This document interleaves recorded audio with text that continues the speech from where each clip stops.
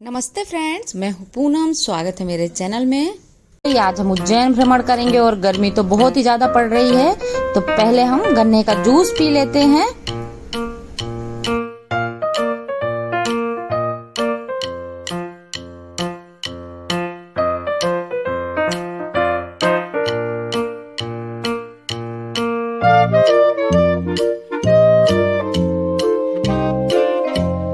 उज्जैन में बहुत सारे तीर्थ स्थल है। मैं आगे आगे आपको बताऊंगी कि यहाँ क्या क्या है, और यहाँ घूमने आप ट्रेन से या अपने पर्सनल व्हीकल से आ सकते हैं। आज हम पहले महाकाल चलेंगे। तो ये महाकाल मंदिर का नया निर्माण हो रहा है। मंदिर तो वही रहेगा, लेकिन जो आसपास की जगह है वो अभी बहुत अच्छी बन रही है। ये सब वही एरिया है, मैं आपको थोड़ा सा दिखा रही हूँ।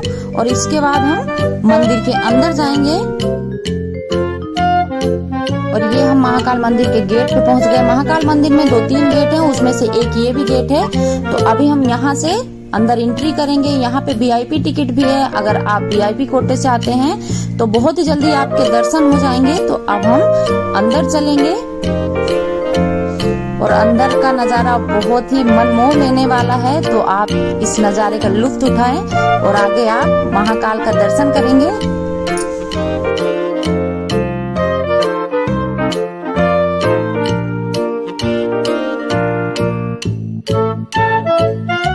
महाकाल मंदिर में जब आप जाएंगे तो बाहरी प्रसाद की दुकानें हैं, जहां से आप प्रसाद खरीद सकते हैं। और गर्मी का टाइम है तो प्यास तो लगती है, और नॉर्मल टाइम में भी यहाँ पे पानी की व्यवस्था रहती है। तो हम भी पानी पी लेते हैं और फिर आगे चलते हैं।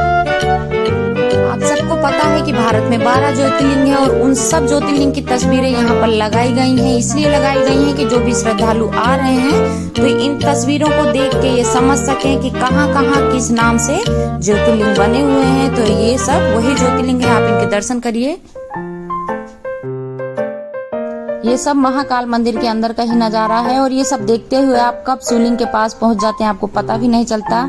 अंदर बहुत ही अच्छा वातावरण है। अगर आप गए हैं तो आपको तो पता ही है, अगर आप नहीं गए हैं तो जब आप जाएंगे तो आपको खुद एहसास होगा। मैंने आपको पहले ही बताया था कि मंदिर में निर्माण कार्य चल रहा है, इसीलिए सारे बैरिकेटर रखे हुए हैं, नहीं तो पहले यहाँ कुछ भी नहीं था।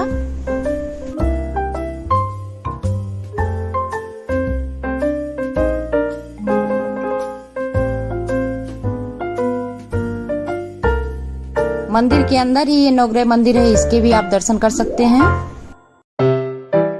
अब हम महाकाल मंदिर के ऊपर वाले फ्लोर में प्रवेश कर चुके हैं। गर्भगृह नीचे है, वहां हम बाद में जाएंगे। पहले आप यहीं से महाकाल के दर्शन करिए।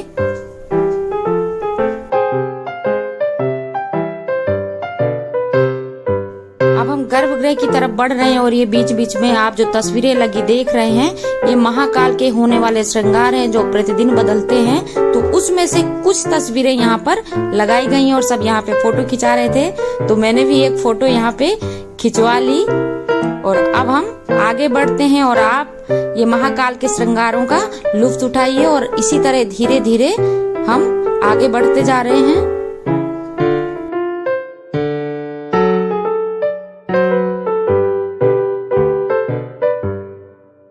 यहाँ तक तो हम सब एक साथ पहुँच गए, लेकिन आगे बहुत सारी लाइनों में लोग बढ़ जाते हैं। अलग अलग लाइनों से लोग दर्शन करते हैं, क्योंकि यहाँ पे रोज लाखों की संख्या में भीड़ आती है, और सब एक ही लाइन में जाएंगे तो दर्शन थोड़े रिस्की हो जाते हैं। और बाबा के दर्शन करने की सभी को बहुत ज्यादा जल्दी रहती है, इसलिए सबको अलग अलग लाइन में डिवाइड कर दिया जाता है, जिससे बहुत ही शांति से दर्शन सबको मिल सके। अब हम गर्भगृह में प्रवेश कर चुके हैं, और ये भारत का एकमात्र दक्षिण मुखी ज्योतिर्लिंग है, जो पूरे भारत में एक ही ज्योतिर्लिंग है, और इसकी मान्यता सबसे अधिक है। कोविड आने से पहले श्रद्धालु गर्भगृह के अंदर तक जाते थे, महाकाल के दर्शन करते थे, अपने हाथों से अभिषेक करते थे, छूते थे, और एक चरम सुख का एहसास होता था। लेकिन ये कोविड प्रोटोकॉल के चलते अब अंदर एंट्री बंद हो गई है, तो हम दर्शन बाहर से ही करते हैं। मैं आपको थोड़ा जूम करके दिखाऊंगी। अभी बाबा का श्रृंगार हो रहा है, शाम 7 बजे आरती है, और ये 6:30 बजे का टाइम है जिस टाइम बाबा का श्रृंगार हो रहा है।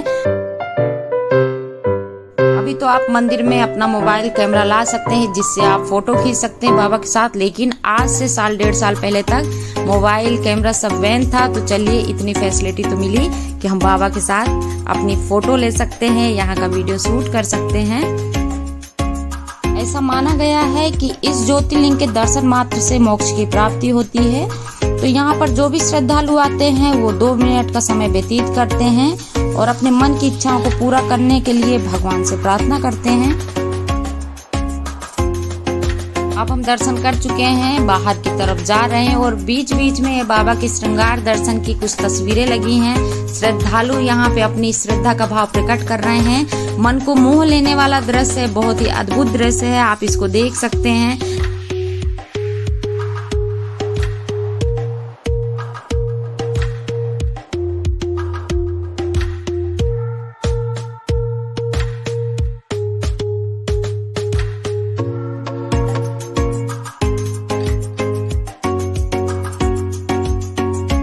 और अब हम मंदिर के बाहर निकल रहे हैं। महाकालेश्वर के सुंदर मंदिर के मध्य और ऊपर की तरफ ये मंदिर है, जिसमें ओमकारेश्वर और नागचंद्रेश्वर के लिंग स्थापित हैं। लेकिन नागचंद्रेश्वर मंदिर केवल नाग पंचमी के दिन ही आम जनता के लिए खोला जाता है। इस दिन साक्षात नाग देवता आके वास करते हैं और बहुत ज्यादा भीड़ उमड़ती है, क्योंकि सभी को दर्शन चाहिए होते हैं। और नीचे जो ओमकारेश्वर मंदिर है वो डेली आप दर्शन कर सकते हैं, मंदिर खुला रहता है।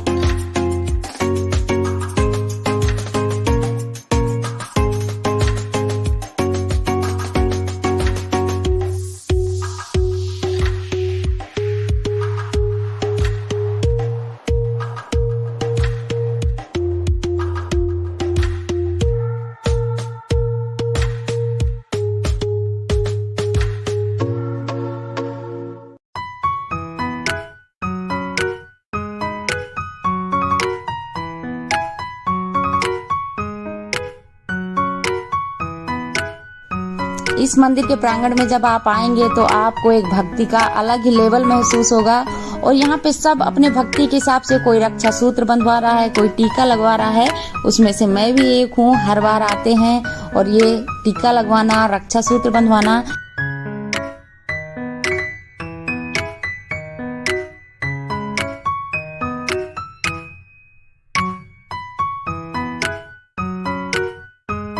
और मैंने भी टीका लगवा लिया। महाकाल मंदिर आए और सिर पे महाकाल ना लिखा हो तो फिर ऐसे कैसे हो सकता है। तो इसलिए मैंने भी ये टीका लगवा लिया और बहुत ही अच्छा लगा मुझे टीका लगवा के। और इसके बाद जो मैंने फोटो ली तो मुझे वो अपनी सारी फोटो बहुत ही ज्यादा अच्छी लगी।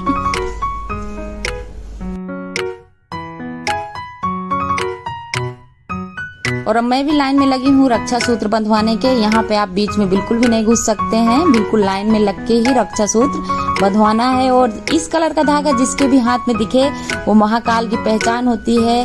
और शायद मुझे लगता है कि इस कलर का धागा केवल महाकाल में ही बांधा जाता है। और मैंने आपको बताया था ओमकारेश्वर मंदिर, ये वही मंदिर है। ऊपर नागचंद्रेश्वर मंदिर है।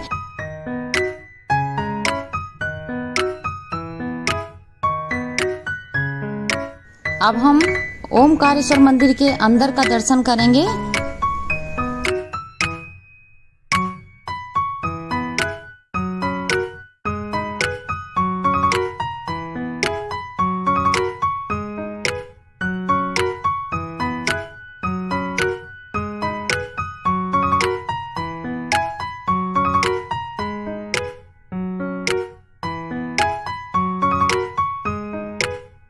ओमकारेश्वर मंदिर में जो मूर्ति है उसी का एक छोटा रूप यहाँ पे विराजमान किया गया है। ये वही शिवलिंग है, इसके भी आप दर्शन करिए। और नीचे जो हमारे बाबा महाकाल हैं उनमें सुबह भस्म आरती होती है और ये ताबीज उसी भस्म से भरी हुई है। कहते हैं कि अगर इसको आप गले में डाल देते हैं तो बहुत अच्छा होता है। तो मैंने भी ले ली। इसी के साथ ये सिक्के रखे हैं, इसको भी आप लेके अपने भंडार गृह में रख सकते हैं।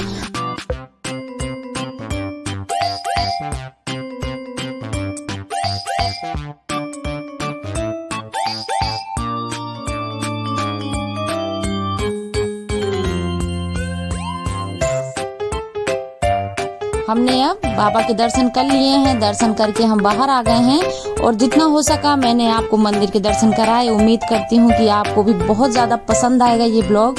और उज्जैन मेरे दिल के बहुत ज़्यादा करीब है। 2-3 चीज़ों से मुझे बहुत ही ज़्यादा लगाव है। एक तो हमारे यहाँ बाबा महाकाल का निवास स्थान है और दूसरे हमारे ठाकुर जी यहीं पे शिक्षा लेने आए थे। संदीपनी आश्रम यहीं पे है।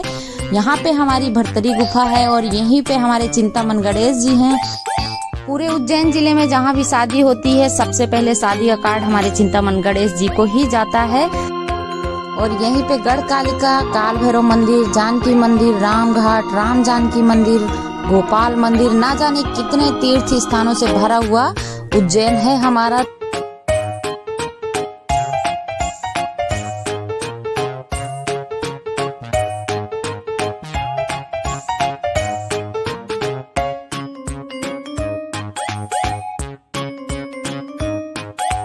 अब हम मंदिर से बाहर निकल चुके हैं और रास्ते में छोटी छोटी प्रसाद की दुकानें हैं जहां से आप प्रसाद ले सकते हैं, फोटो, माला, जो भी आप लेना चाहें। और जब आप प्रसाद जाते टाइम लेंगे तो जूते चप्पल भी आप इन्हीं दुकानों में उतार के जा सकते हैं, कहीं अलग से रखने की बिल्कुल जरूरत नहीं है।